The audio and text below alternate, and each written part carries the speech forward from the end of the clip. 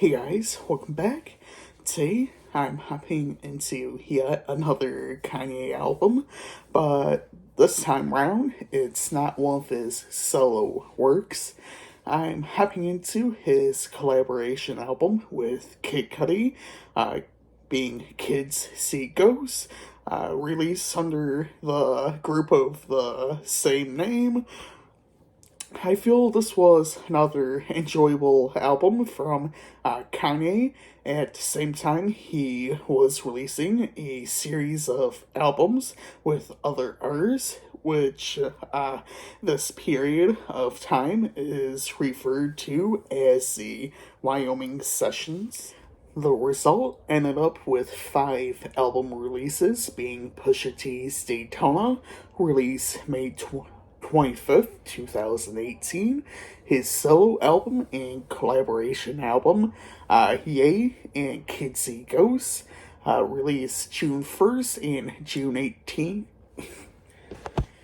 The result ended up with 5 album releases, being Pusha T's Daytona, released May 25th, 2018, his solo and collaboration album, Yay and Kids See Ghosts, released June 1st and 8th, 2018, respectively. Nas's Nasr, released June 15th, 2018, and Tiana Taylor's KTSC, released June 23rd, 2018.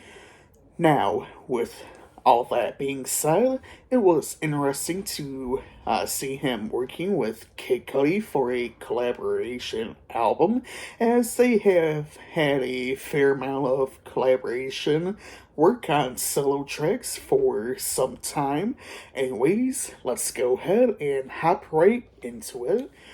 This is the first and only album released by the duo, as well as under the name Kids See Ghosts. It was released on June 8th, 2018, just a week after Kanye's solo release, Yay. With only 7 tracks, the album has a runtime of about 24 minutes. Just like last week's review for Yay, I wish this album was just a little bit longer in time length. Features include Pusha T, Louis Prima, which a vocal sample is used for the track he's featured on. Ty Dolla $ign, and Yazin Bey, also known as Mos Def. To quickly recap from earlier, this is the third of 5 albums released during Kanye's Wyoming Sessions. The cover art was designed by Japanese contemporary artist Takashi Murakami, whom Wes had previously worked with before. Murakami had done the cover art for Graduation, as well as the art for the opening track, Good Morning, for its music video. He based on Hakusai's landscape paint series, 36 Views of Mount Fuji. The duo began working as early as 2008 with the track Welcome to Heartbreak off of Kanye's 4th studio album, 808s and Heartbreak. Man, I guess I really should just review the rest of Kanye's discography, as I'm going to be looking at that album later this year as well, and it feels like I've already covered half of his studio albums at this point now. Whether, the videos I release are a matter of, couple weeks old or, a couple of years old at this point. Anyways, the duo had some issues as well. After the release of Yeezus, which I'll be covering here within the next couple of weeks. Cudi recalled having recorded vocals for the album a couple years prior and admitted to lacking awareness of being on the song until people mentioned it on social media. This later led the rapper to feel dissatisfied with Kanye underusing him. In 2016, Kid Cudi briefly fell out with Kanye, criticizing him and Drake over the usage of writers, which Kanye would respond to. After the release of Kid Cudi's album in 2016, the duo started to work on the collaboration album during the summer of 2017, which would later be finished during the Wyoming sessions the next year. Man, sitting here recording all what I wrote, I feel this is going to be a lengthy video once I do finish recording and edit all of this together. But now, let's go ahead and hop into the tracks here on this album.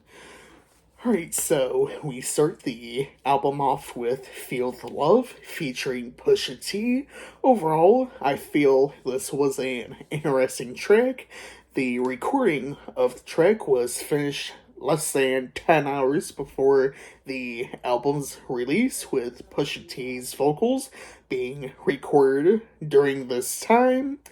As heard on the track, Kanye delivers some scat singing, which I felt was a little bit comparable to his track, Lift Yourself, which was released earlier that year in 2018, but I did enjoy the energy Kanye brought to this track.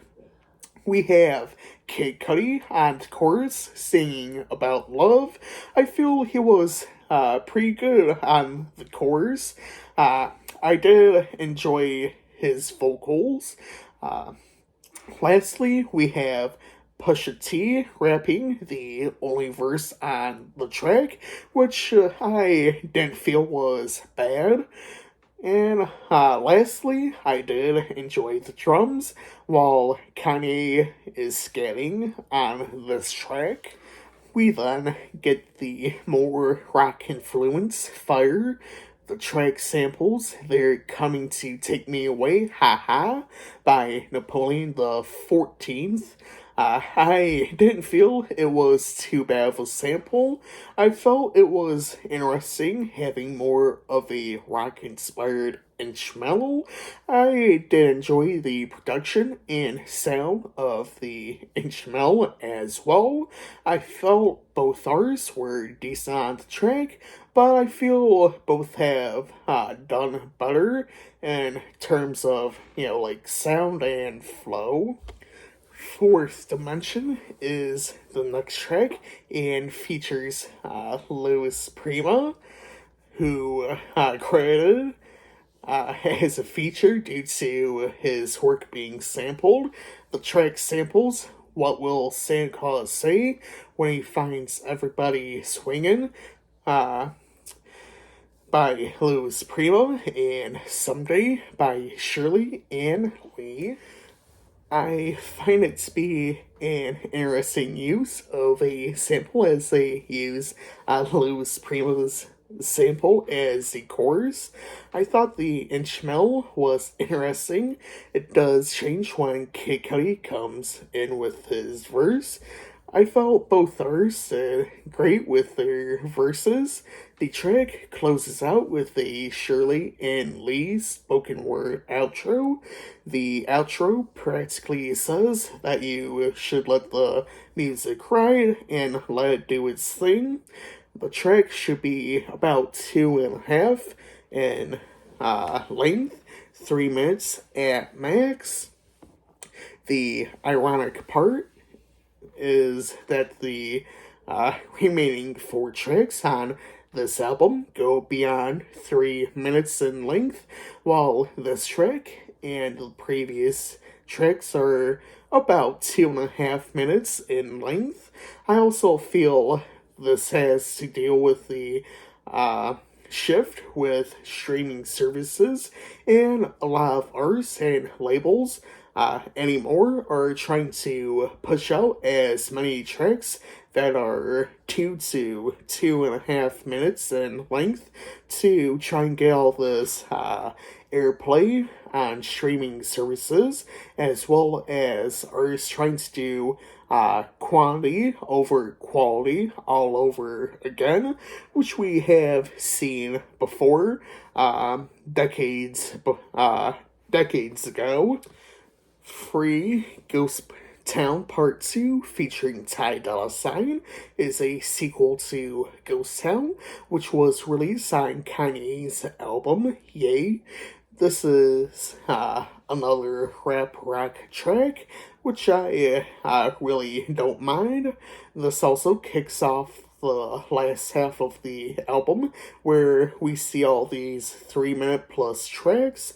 Free Ghost Town Part 2 samples Stark by Mr. Chap and a speech excerpt from Marcus Garvey.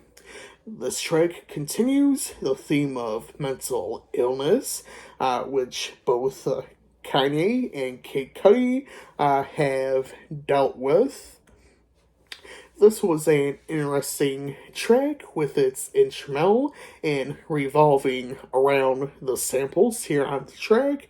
I wish Ty Dolla $ign was on here for a little longer or had a little something extra, but it was nice to hear him on this track.